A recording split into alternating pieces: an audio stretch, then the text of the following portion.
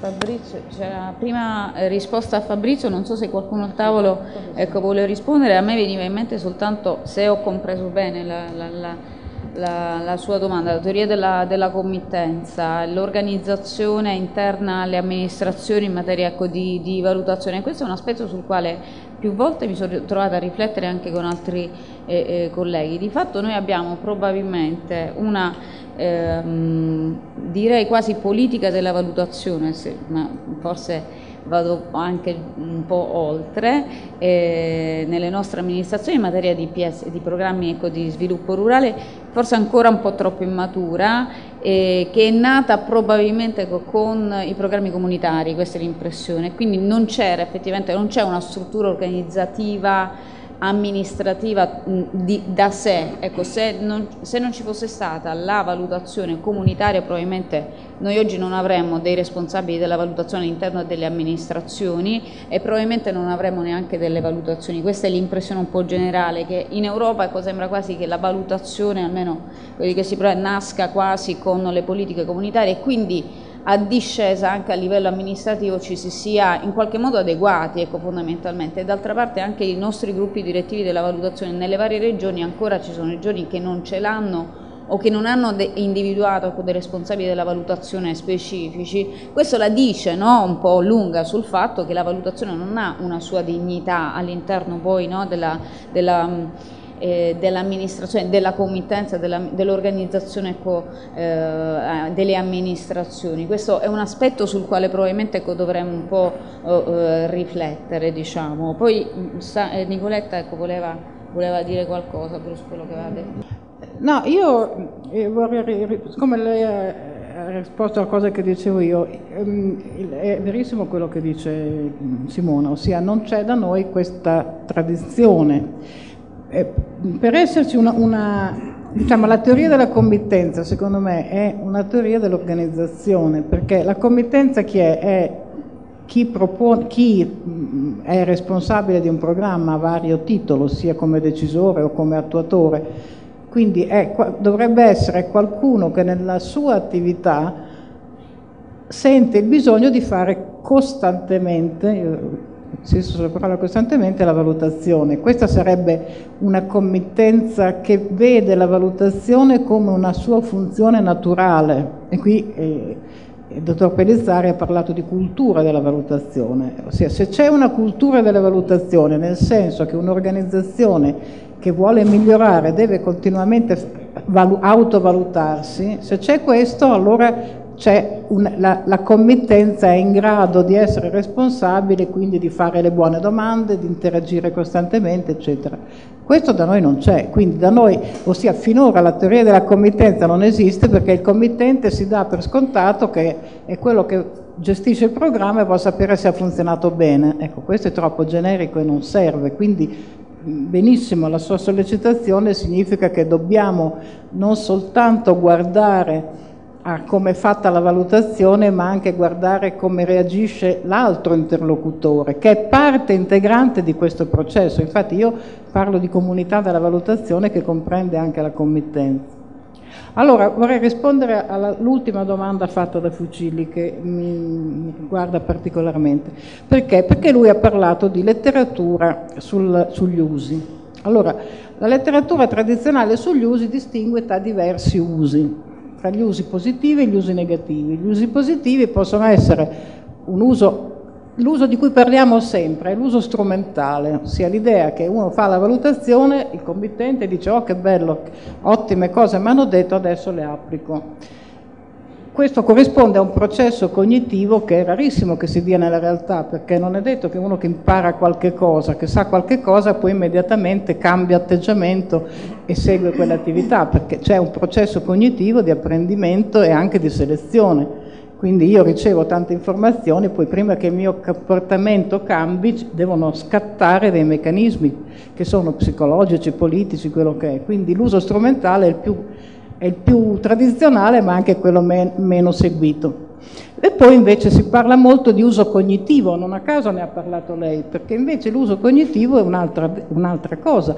L'uso cognitivo è: io ricevo delle informazioni che mi aiutano a ridefinire il quadro della mia attività. Quindi la stessa cosa che diceva prima il dottor Pellizzari sul Ghana, è un uso cognitivo, perché questa conoscenza che mi dà questa valutazione mi dice che io devo ripensare meglio lo schema, l'ambito nel quale io presento le mie politiche. E questo uso cognitivo, per esempio, è stato pensato anche quando una raccomandazione o, come dice il dottor Pellizzari, le conclusioni di un'analisi non vengono immediatamente recepite, perché non si è in grado di farlo, però nel corso del tempo si cumulano altre valutazioni che arrivano più o meno alle stesse conclusioni, e a un certo punto le cose cambiano, perché le cose evolvono sempre. Queste sono le cose di cui ha parlato molto Carol Weiss, che ha lavorato proprio su questo, come gli effetti a lunga scadenza di questo uso. E poi ci sono invece gli usi negativi, gli usi politici: uso soltanto quello che mi serve, oppure quello che si chiama l'uso simbolico. Faccio la valutazione e perché bisogna fare la valutazione, quindi dico, e questo purtroppo da noi è usato tantissimo: noi siamo bravi, facciamo la valutazione, poi la valutazione non si sa cosa ha detto, niente, però abbiamo fatto la valutazione. Ecco, noi dobbiamo fuggire da questo. Però recentemente io ho letto delle cose molto interessanti che dicono che questo modo di vedere è un modo di vedere solo dal punto di vista della valutazione. La valutazione è fatta in un certo modo, e alcuni addirittura dicono che è colpa di come è fatta se viene usata male, e se viene usata bene, un po' il discorso che facevo prima. Però questo è guardare solo dalla parte della valutazione, ma l'uso è qualcosa che avviene in un contesto. Il contesto può essere più o meno favorevole a questo uso. Per esempio, in certe situazioni c'è una situazione molto conflittuale, e quindi non solo uno può accettare o meno a seconda del potere che ha, diciamo così, ma in situazioni particolarmente conflittuali a volte non si sa che cosa fare. Può darsi che una valutazione venga più facilmente utilizzata, perché in fondo è un modo per trovare una via intermedia. In altre situazioni invece questo conflitto non ci può essere, allora per poter convincere le persone, i vari componenti a accettare questi risultati, bisogna sì allora che sia particolarmente convincente, sia particolarmente fatta bene, presenti delle novità. Vi sto parlando di un articolo che ho letto da poco, che è uscito sull'American Journal of Evaluation, di uno che si chiama Lederman, che fa tutta la casistica, seconda e studia la valutazione dal punto di vista della situazione nella quale va a inserirsi, e appunto individua due grandi variabili, che sono il bisogno di cambiamento e la conflittualità o meno. Ecco, in Italia adesso io spero che sentiamo il bisogno del cambiamento, perché per tantissimo tempo abbiamo continuato ad andare giù, sempre più giù, senza pensare che bisognasse cambiare. Oggi mi sembra che ci sia una certa reazione. Allora, potrebbe essere una situazione nella quale siamo più disposti a seguire i risultati di una valutazione. Però bisogna anche vedere che ci deve essere una situazione di maggiore o minore conflitto all'interno della realtà, appunto perché non c'è soltanto quello che la riceve, il decisore, ma il decisore poi si muove in un ambito politico complesso. Ecco, allora secondo me portare il ragionamento dell'uso, cercare di rendersi conto che le valutazioni, noi diciamo sempre che la valutazione è un'attività di ricerca che si svolge in un ambiente politico. E l'ambiente politico è molto importante, ma l'ambiente politico non è semplicemente il Parlamento, è quello che pensa la gente, l'opinione pubblica, chi sono gli interlocutori di un programma. Se noi riusciamo a ragionare in questi termini, io credo che capiremo meglio non solo che la necessità di fare delle valutazioni all'interno della situazione per questa idea di continuo miglioramento. Io credo molto a questa valutazione di processo, ma anche al fatto che poi bisogna sapere comunicare all'esterno in modo da poter interagire con una situazione politica che esiste, nella quale ci può essere più o meno disponibilità ad accogliere i risultati delle valutazioni e a farli propri in qualche modo. Mi pare che parlare di comitanza, come fa il collega in fondo, che ha sicuramente un aspetto importante, oppure Simona che parla della dignità della valutazione all'interno di un'organizzazione, o io ho parlato di cultura, ma si potrebbe parlare di altre cose come la governanza della valutazione.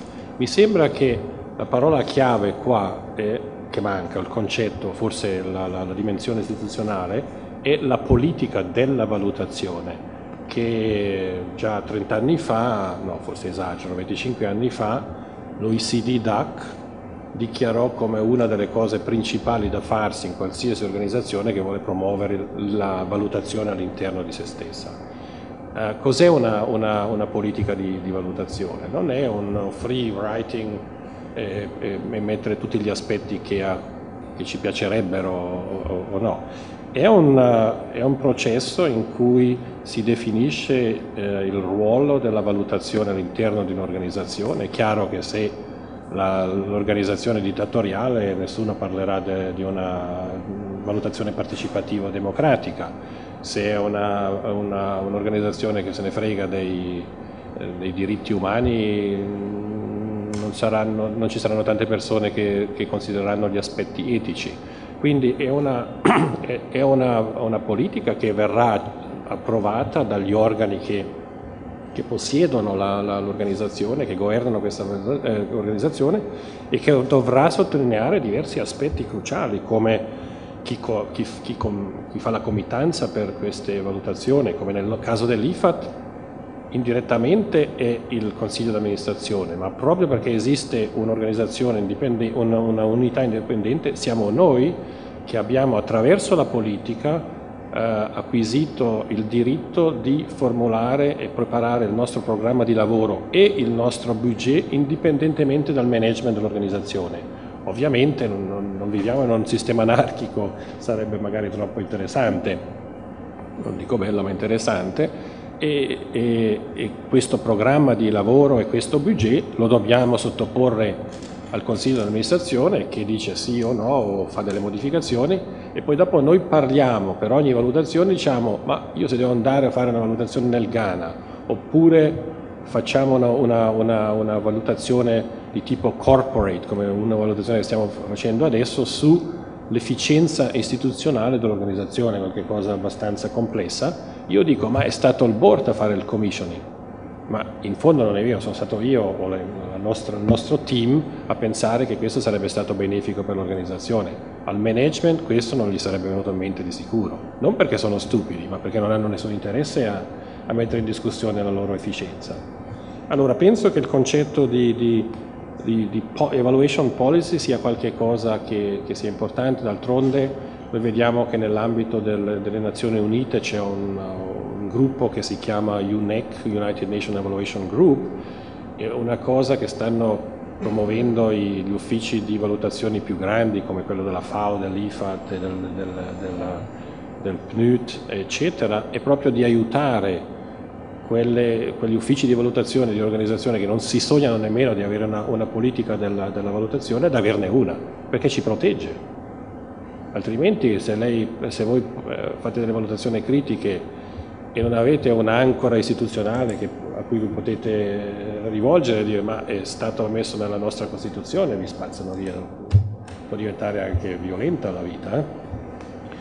Per rispondere alla sua questione, questa più semplice, che progetti che abbiamo, ci sono diversi tipi di progetti, ma sono dei progetti generalmente multidimensionali, non multisettoriali, di tipo quasi quote unquote integrated rural development, ma non li chiamiamo più così per ovvie ragioni. Però ce ne sono di quelli che sono magari solamente hanno una componente o due, e poi ci sono dei progetti settoriali a livello nazionale, come non so, la microfinance, rural finance in un determinato paese. Ma però noi quello che cerchiamo di spingere è che sì, la valutazione dei progetti è importante, ma soprattutto la devono fare i governi e le operazioni dell'IFAT. Noi non possiamo essere gli unici che fanno la valutazione. Noi spingiamo sempre di più per fare delle valutazioni che chiamiamo di higher plane, cioè più più alte come evaluazioni non solo di progetti, ne facciamo, ma più valutazioni di programmi in un paese in cui valutiamo e i progetti, cioè il portafoglio, ma anche tutto quello che facciamo per promuovere il dialogo politico, per esempio, o la partnerships, o il knowledge management, che sono fondamentali per un'organizzazione come la nostra che vuole promuovere l'innovazione, no? Perché siamo una piccola organizzazione rispetto alla Banca Mondiale, non abbiamo la potenza dei grandi numeri o i muscoli derivanti da poter investire miliardi, abbiamo una certa massa critica di finanze che possiamo investire, ma crediamo che il nostro value added venga proprio dalla nostra piccolezza, se posso dire così, e cercare di promuovere delle innovazioni. Scusi, ho dimenticato di parlare forse dell'aspetto più interessante che lei ha sollevato, ma che cosa facciamo per rendere, per favorire l'uso di queste cose? Si può predicare, si possono scrivere libri, serve a niente, secondo me. Sì, no, serve a creare la piattaforma iniziale su cui però si dovranno costruire degli strumenti che ci portano a utilizzare la valutazione. All'IFA, proprio perché abbiamo parlato di una politica della valutazione, è scritto nella politica della valutazione che alla fine di ogni processo di valutazione, sì, ci sono discussioni, ci sono critiche, c'è il famoso ciclo che ho raccontato prima, ma alla fine i partners che dovranno implementare le raccomandazioni devono sottoscrivere un accordo finale.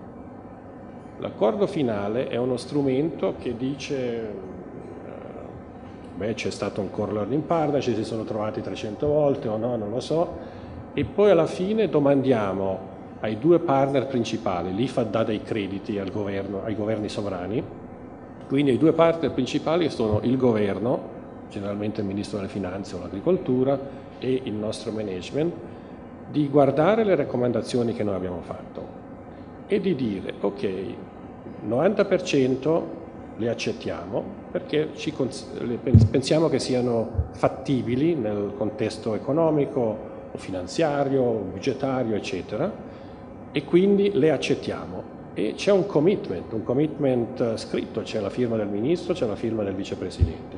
Ma non solo, e lì arriviamo al valore della discussione sulle raccomandazioni. Noi facciamo delle raccomandazioni che sono poche in numero e sommarie, del genere che ho indicato in Ghana, andate verso il nord attorno al road corridors, ma poi loro ci dovranno dire, e sono loro, non noi, cioè il management e i governi, dire come faranno a eseguire queste raccomandazioni, cioè dal punto di vista chi le fa, quando le faranno e come le vogliono fare.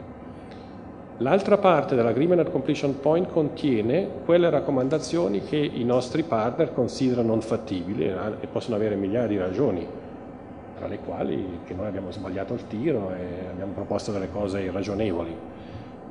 E lì si fa pure una lista. Su queste raccomandazioni che non sono accettate, noi, proprio per via della nostra politica, abbiamo il diritto, come ufficio indipendente di valutazione, di scrivere il nostro commento e dire secondo noi non accettano queste raccomandazioni, per esempio perché non vogliono fare degli sforzi o perché non vogliono reshuffle le resources o perché non vogliono mandare a casa della gente che è corrotta o inutile. E questo Agreement at Completion Point, quando è firmato, va al Consiglio di amministrazione, che è composto da 36 direttori esecutivi che rappresentano 140 paesi, e quindi non è solamente il nord dell'Europa o eccetera, ma anche il sud del globo. E la storia non finisce lì, perché sapevamo benissimo che anche questo si può evadere. Allora abbiamo inventato nella politica un altro strumento che si chiama Prisma, che è fondamentalmente un rapporto che il presidente dell'IFA deve presentare ogni anno al consiglio di amministrazione, e in questo rapporto lui dice ci sono state negli anni precedenti 400 raccomandazioni provenienti da questa valutazione sui progetti, quell'altra valutazione sui programmi, eccetera, e ci deve dire al Consiglio di amministrazione che cosa lui e i governi hanno fatto di queste raccomandazioni. e se non hanno fatto niente non è una disgrazia, perché tante volte bisogna anche accettare che magari non so, ci sono state delle emergenze eccetera, ma la beauty, se posso dire questo, è che non possono evadere le loro responsabilità, perché sarà oggi le possono fare, domani non lo possono fare, ma se arriva dopo 5 anni e continua a dire ma non ho avuto ancora tempo, si prenderà le botte nel consiglio di amministrazione. That he very much deserves, come si dice in inglese. Ok, io volevo rispondere un po', cioè continuare sull'argomento aperto da Fabrizio Tenna. In particolare ritengo che ci sia un problema di sistema da costruire, cioè quando un'organizzazione decide di fare una valutazione deve avere un sistema che significa risorse umane, economiche, tempo da dedicarci, che poi è pronto alla reazione, cioè nel momento in cui c'è l'implementazione della politica o il caso da studiare anche rapidamente, è un'organizzazione attiva che può lavorare e reagire anche rapidamente. È chiaro però che sul problema che ha sollevato Simona del fatto della obbligatorietà, fra virgolette, imposta dalla Commissione europea, questo è stato fondamentale per i PSR italiani. Magari c'era anche l'autorità di gestione che voleva fare valutazione, che magari la faceva già, ma dare questa obbligatorietà ha consentito di creare questo sistema di cui parlavo prima, cioè di definire delle risorse, di metterci delle persone, di costruire un'organizzazione che ci ruotasse intorno, insomma. Quindi questo lo ritengo molto importante. Mi sono sempre chiesto che cosa succede a un policy maker che vuole fare un'autovalutazione ma che non ha questo sistema dietro, cioè non può dare risorse, non può costruire l'organizzazione necessaria. Qui magari lancio la parola alla platea, insomma. Cosa succede quando c'è una politica ma non c'è il sistema che lo può valutare? Come si può risolvere questo problema se non costruendo il sistema? Un'ultima cosa più generale sulla nostra esperienza di diffusione dei risultati, delle conclusioni della valutazione. Ritengo che, ma questa è una mia opinione personale, che nella nostra regione abbiamo sempre avuto un po' di difficoltà nel coinvolgere i responsabili di misura, soprattutto gli stakeholder, cioè quelli che non sono direttamente interessati a tutte le sfaccettature del programma. Molto lavoro è stato fatto con il coinvolgimento diretto, cioè il responsabile di misura che ha già un suo interesse magari di capire come va, accoglie con molto più favore le raccomandazioni e le può implementare in maniera più efficace se è coinvolto anche nella costruzione della valutazione stessa.